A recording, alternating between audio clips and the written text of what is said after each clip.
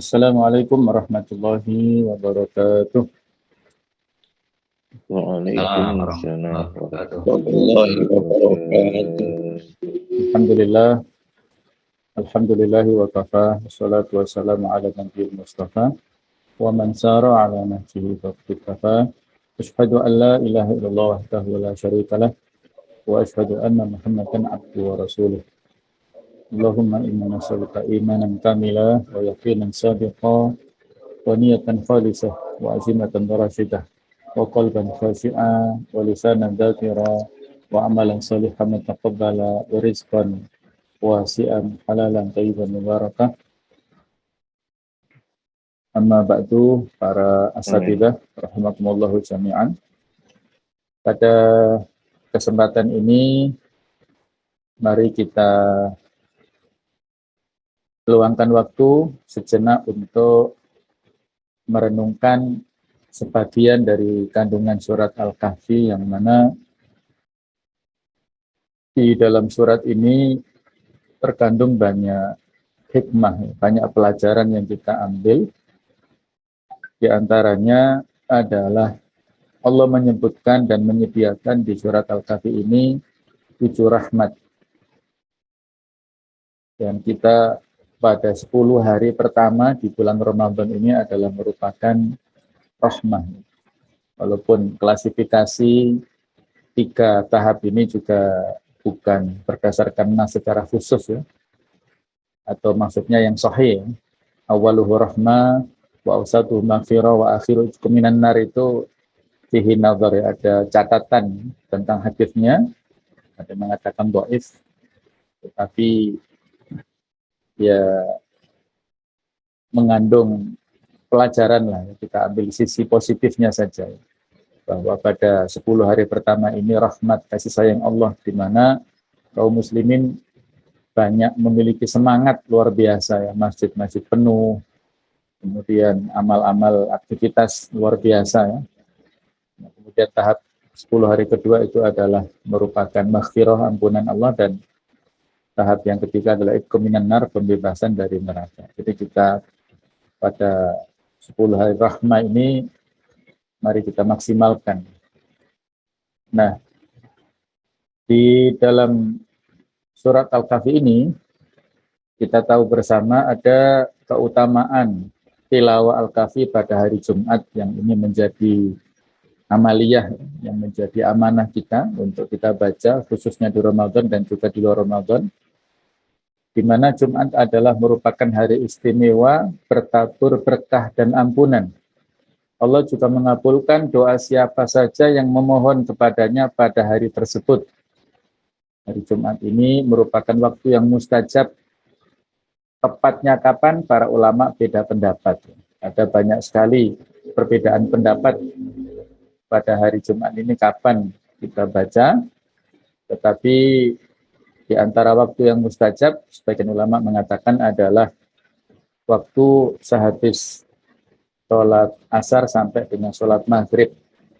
Ada sebuah doa yang bisa kita baca pada saat waktu habis asar sampai maghrib pada setiap hari Jumatnya.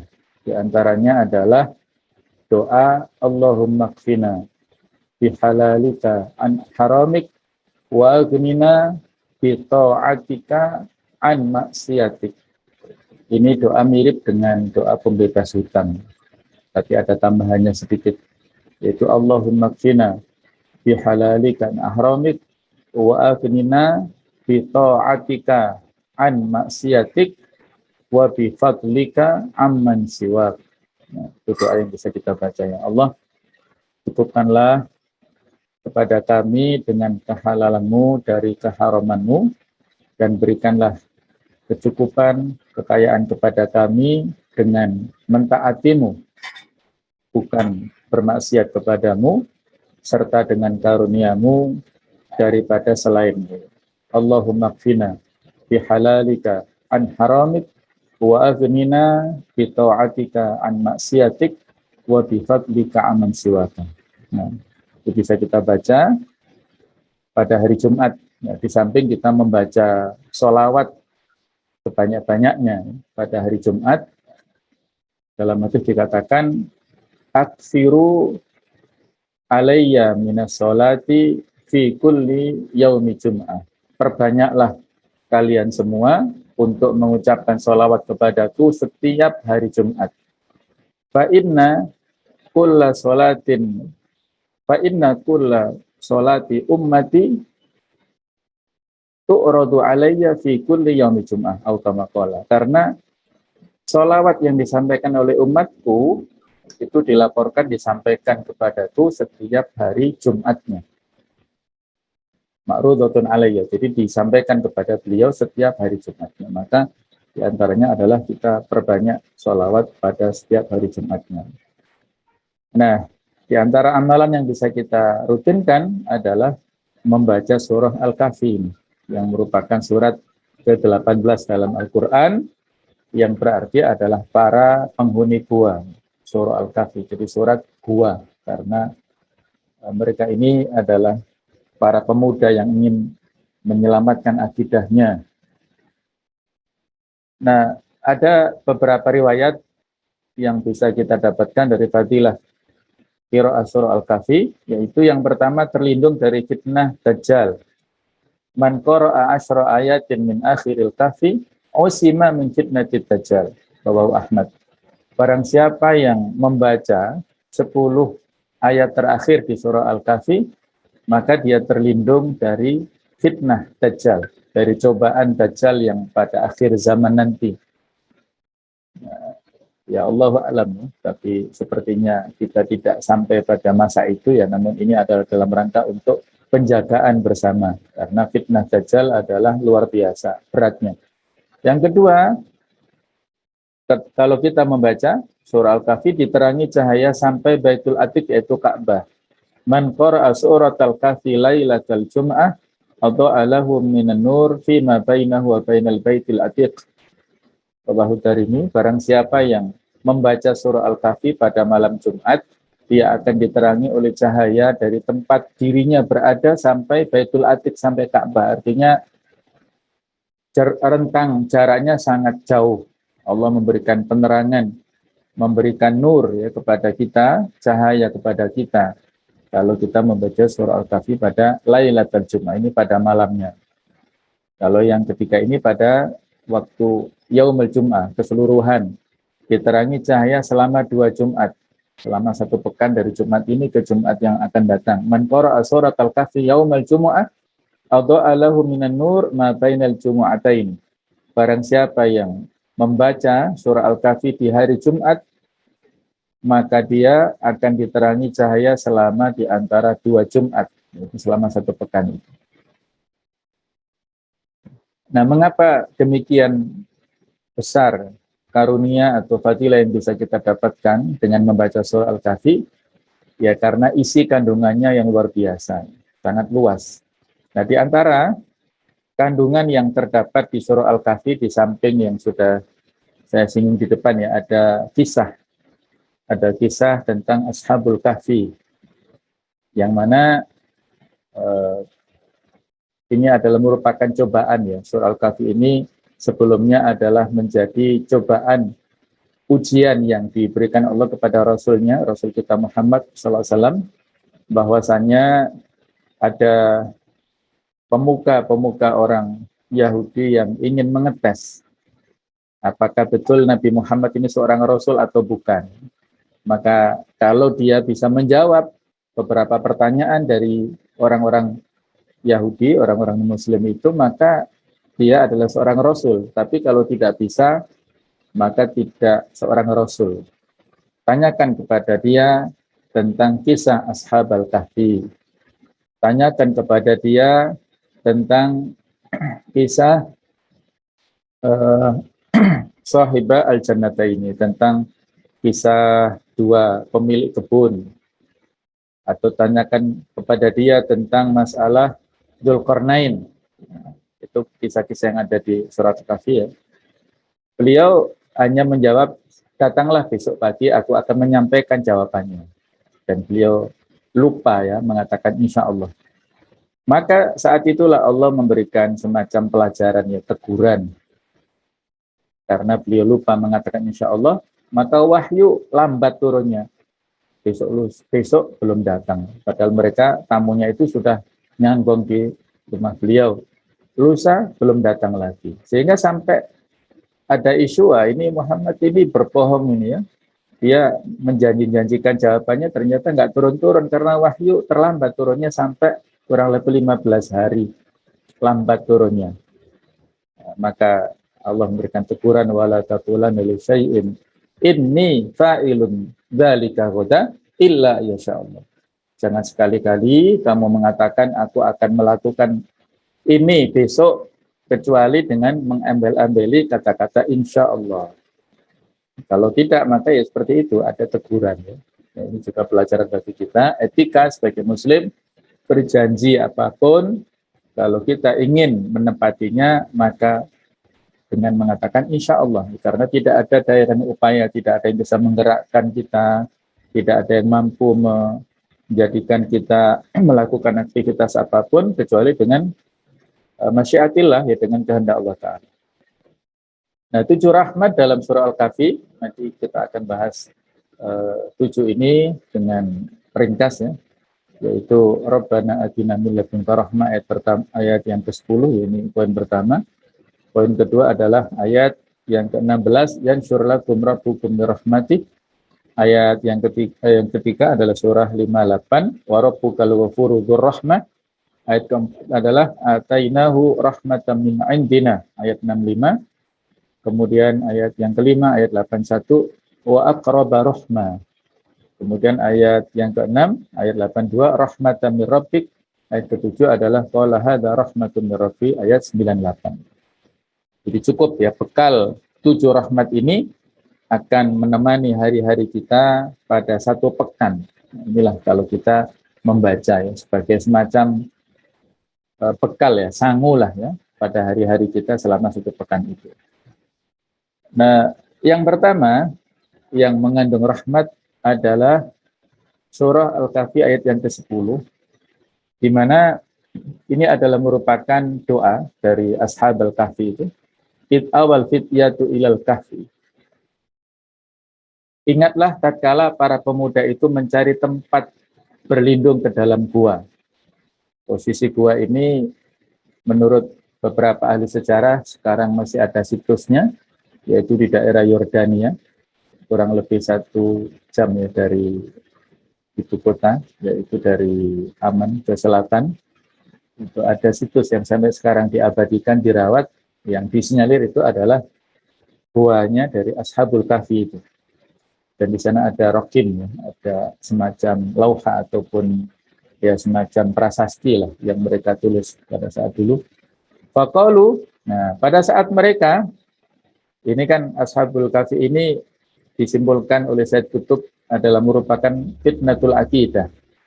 Ada cobaan yang kaitannya dengan masalah fitnatul iman ya, fitnah cobaan keimanan. Mereka ingin menyelamatkan keimanannya. Kalau kisah tentang Sahibul Jannata ini, pemilik 2 kebun itu adalah fitnatul mal, cobaan kaitannya dengan harta. Kalau kisah Musa dengan Nabi Khidir itu adalah fitnatul ilm, yaitu cobaan tentang masalah keilmuan. Kadang-kadang kalau orang itu merasa berilmu, tidak ada yang menandinginya, ini bahaya. Maka Allah menegur kepada Nabi Musa dengan mengirimkan orang yang lebih a'lamu minhu, yaitu yang menurut ahli tafsir adalah Nabi Khidir. Sedangkan Dzulqarnain itu adalah fitnatul mulk, yaitu cobaan kaitannya dengan kekuasaan, kerajaan. Nah, ini kisah-kisah yang ada di dalam Al-Kahfi. Nah, pada saat Ashabul Kahfi menyelamatkan akidahnya dari seorang raja yang zalim, yang itu ada di sekitar, kalau sekarang sekitar Istanbul ya, sekitar Konstantinopel. Maka ketika mereka melarikan diri ke goa ini, mereka berdoa. Faqalu, mereka berdoa, Rabbana, wahai Rabb kami, atina, berikanlah kepada kami milladunka, dari sisimu, rahmah, yaitu rahmat kasih sayang. Wahai lana, dan sempurnakanlah kepada kami min amrina rasyada, bagi kami petunjuk yang lurus dalam urusan kami, urusan ini. Ini bisa juga kita amalkan ya. Kalau kita ingin mendapatkan rahmat dan petunjuk dari Allah Ta'ala, dieksiskan dalam urusan-urusan kita, diteguhkan dalam menjalankan amanah-amanah kita, maka kita bisa berdoa seperti ini. Rabbana atina min ladunka rahmah wa hayyi' lana min amrina rasyadan. Karena kita tidak akan bisa eksis ya tanpa rahmat dari Allah Ta'ala, tanpa ta'yid ya, ta'yid ataupun dukungan dari Allah Ta'ala. Makanya ini cocok ya, ketika kita mendapatkan amanah apapun, mendapatkan tugas apapun, maka kita baca doa ini insyaAllah. Yang kedua, yaitu yang kaitannya di surat Al-Kahfi ayat 16. Itu juga masih doa dari mereka. Wa i'tazaltumuhum wa ma ya'buduna illallaha fa'wu ilal kahfi yansur lakum rabbukum mir rahmatih wa yuhayyi' lakum min amrikum mirfaqa. Dan apabila kamu meninggalkan mereka dan apa yang mereka sembah selain Allah, maka carilah tempat berlindung ke dalam gua itu, niscaya Tuhanmu akan melimpahkan sebagian rahmatnya kepadamu dan menyediakan sesuatu yang berguna bagimu dalam urusanmu.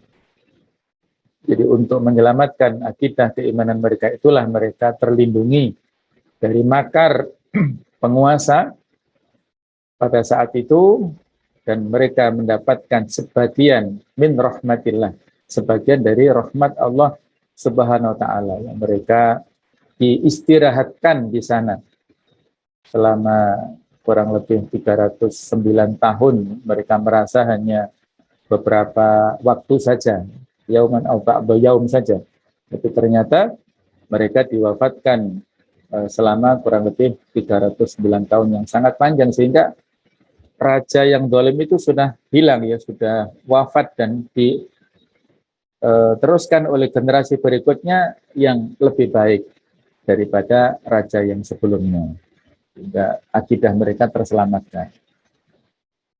Kemudian ayat yang ketiga adalah warabbukal ghafuru dzur rahmah, dan Tuhanmu lah yang maha pengampun, yang memiliki rahmat.